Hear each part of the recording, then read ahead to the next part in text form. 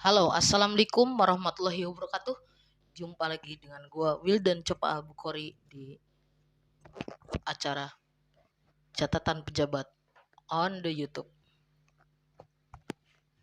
Kali ini akan membahas tentang sesosok tokoh lagi, sosok tapi ini tidak terlalu apa ya? Ini bukan sosok baik dalam catatan sejarah, ya kan? Dalam catatan sejarah bukan sosok yang baik. Seperti yang pernah diulas di Instagram kemarin ada 4 sosok yang akan dibahas. Nah, yang pertama ini dia.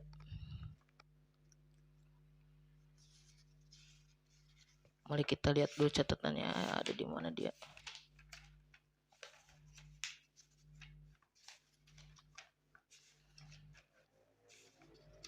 Nah, ini dia. Sosoknya adalah Musa Samiri.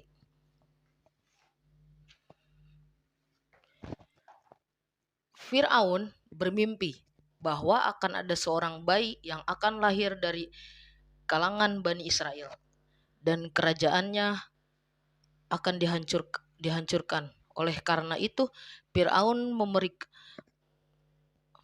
kerajaannya akan hancur di tangan bayi tersebut. Oleh karena itu, Fir'aun memerintahkan membunuh semua bayi yang lahir di tahun itu. Pada tahun tersebut, lahirlah 2 bayi laki-laki yang sama-sama bernama Musa. Ibu Musa, yang kelak menjadi seorang nabi, menghanyutkan anaknya di sungai Nil, lalu ditemukan oleh istri Fir'aun, lalu dirawat dan dibesarkan olehnya. Sedang ibu Musa, yang satu lagi, karena takut anaknya akan dibunuh, dia menyembunyikan anaknya di dalam gua. Kemudian sang ibu tersebut meninggal. Rincian tentang kisah ini diperselisihkan oleh ulama, ya kan, oleh para ulama tafsir, karena tidak ada satu riwayat pun yang sahih berasal dari Rasulullah yang menjelaskan tentang hari tersebut.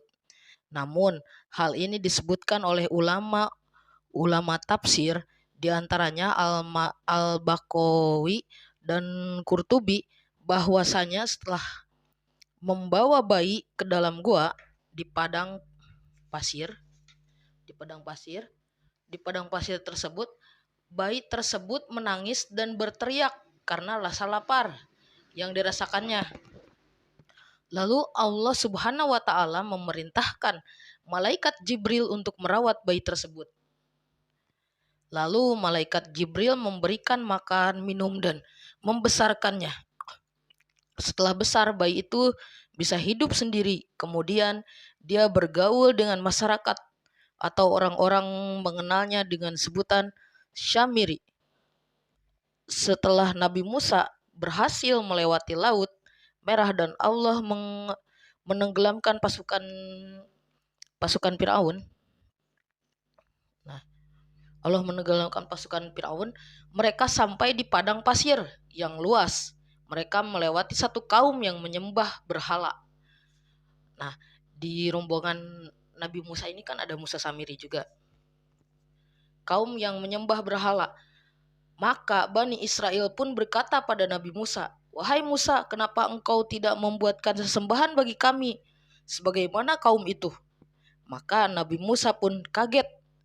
"Wahai Bani Israel, Allah telah menyelamatkan kalian dari Fir'aun dan bala tentaranya. Dan Allah telah menyelamatkan kalian dari Laut Merah. Bagaimana mungkin kalian berterima kasih pada Allah dengan menyembah selain Allah, maksudnya Allah Subhanahu wa taala." Mereka kemudian melanjutkan perjalanan ke Yerusalem. Setelah mereka tersesat di padang pasir, tersebut, beberapa hari sampai datanglah janji Allah sesampainya di Yerusalem. Nabi Musa akhirnya meninggalkan mereka untuk menemui Allah. Subhanahu wa taala. Selama 30 hari ditambah 10 hari, lengkaplah 40 hari mereka ditinggalkan. Nabi Musa menemui Allah Subhanahu wa taala. Nabi Musa mengajarkan, Allah Subhanahu wa taala mengajarkan kitab Taurat pada Nabi Musa. secara langsung ditulis di atas lembar-lembaran, dan kemudian membawa ke kaumnya selama bepergian tersebut. Nabi Harunlah yang menggantikan Nabi Musa. Bagaimana beliau mengajarkan dan mendidik Bani Israel tentang syariat Allah pada kepergian Nabi Musa tersebut. Nah, setelah Nabi Musa tersebut itu, baru Musa Samiri yang membuat sesuatu kegaduhan. Setelah Nabi Musa pergi, Samiri yang bernama asli Musa Samiri, mengambil kesempatan untuk menyesatkan kembali Bani Israel. Ya kan? Samiri sebelumnya mengikuti Nabi Musa, dia bukan karena keimanannya terhadap apa yang dibawa Nabi Musa, karena keimanannya, tetapi dia hanya pura-pura beriman untuk mendapatkan hati Bani Israel. Dia pura-pura beriman, kan. Terus gitulah banyak yang suka pura-pura kan. Akhirnya dia ikutlah sama Bani Israel. Kemudian mengumpulkan Bani Israel, kemudian berkata pada mereka, manakah perhiasan yang kalian ambil dari Fir'aun, dan bala tentaranya? Kumpulkan di sini. Maka Bani Israel mengumpulkan perhiasan emas yang mereka ambil dari Fir'aun dan bala tentaranya. Dikumpulkanlah di satu tempat. Setelah semua emas terkumpul, Samiri meleburkannya dan membuat sebuah patung sapi yang terbuat dari emas murni. Samiri juga menambahkan campuran pada bahan patung tersebut berupa tanah bekas pijakan malaikat Jibril. Ketika Allah memerintahkan malaikat Jibril untuk menenggelamkan Fir'aun dan bala tentaranya, pada peristiwa tersebut hanya Samirilah yang dapat melihat malaikat Jibril, sementara Bani Israel yang lain tidak mengetahui keberadaan malaikat Jibril. Hal ini dikarenakan Samiri telah dirawat malaikat Jibril sedari bayi. Samiri mengambil tanah tersebut dan mencampurkannya dengan bahan pembuatan patung, kan? Pembuatan patung yang membuat patung itu bersuara, maka Bani Israel pun kaget melihat patung yang bersuara, lalu mereka bertanya, apa ini? Samiri pun menjawab, ini adalah Tuhan kalian, sembahlah dia. Mereka pun bertanya-tanya, kalau ini Tuhan kita, jadi siapa yang ditemui Musa? Samiri kemudian menjawab, ini Tuhan kita dan Tuhan Musa. Tetapi Musa telah lupa. Lalu banyak dari Bani Israel yang mengikuti Samiri. Mereka kemudian menyembah dan mengagungkan patung tersebut. Melihat itu kemudian Harun telah mengingkari perbuatan mereka. Beliau menasihati, mengingatkan mereka tentang Zat yang Maha Esa yang patut mereka sembah, tapi tidak membuahkan hasil. Mereka tidak menggubris apa yang disampaikan Nabi Harun alaihissalam. Bani Israel pun marah pada Nabi Harun. Bahkan mereka hampir membunuh beliau. Ketika peristiwa itu terjadi, Nabi Musa hampir menyelesaikan pertemuannya dengan Allah. Lalu Allah menceritakan bahwa keadaan tentang Bani Israel dan Nabi Musa pulang, ternyata benar kacau balau kan. Akhirnya si Nabi Musa marahin Harun karena udah diamanatkan kan kepada Harun. Terus Harun bilang gini karena pengaruh Samiri dan lain sebagainya. Akhirnya didatengin dah Samiri oleh Nabi Musa. Dibilang, Samiri bilang gini, cuman gua nih yang bisa ngelihat malaikat Jibril karena gue diurus sama Jibril. Makanya gue ngelihat katanya ketika si bala tentara Firaun itu mau ditenggelamin, ada malaikat Jibril yang menunggang kuda. Nah, di bekas pijakan kudanya itu kan tanahnya dimasukin ke gamisnya dia, ke bajunya dia. Nah, setelah itu ketika mau membuat patung itu dicampurkanlah keleburannya, dilemparin gitu tanahnya gitu. Makanya si sapi ini bisa bicara. Akhirnya Nabi Musa mengambil patung itu dan meleburnya kembali, lalu ditebarlah di laut, ya kan.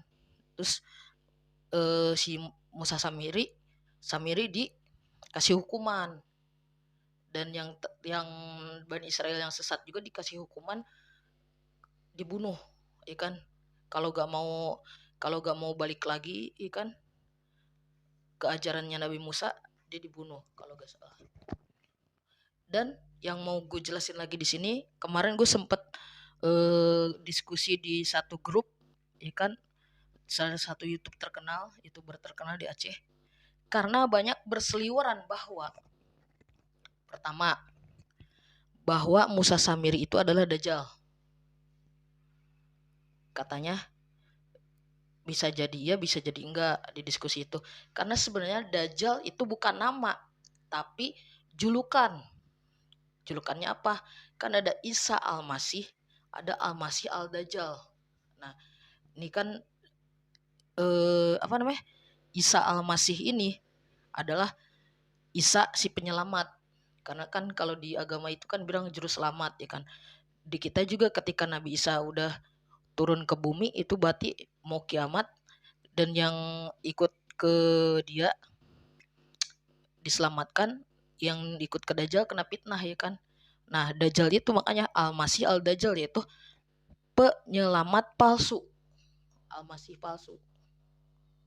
Dajjal itu artinya di diskusi di grup itu. Sama sering ada juga yang mengkaitkan bahwa julukan julukan negara Amerika dijuluki sebagai paman Sam itu adalah karena memanggil Musa Samiri itu sebagai pamannya orang-orang Amerika. Nah itu juga hanya cocokologi, karena gue pernah baca juga kemarin kan di diskusi juga gitu.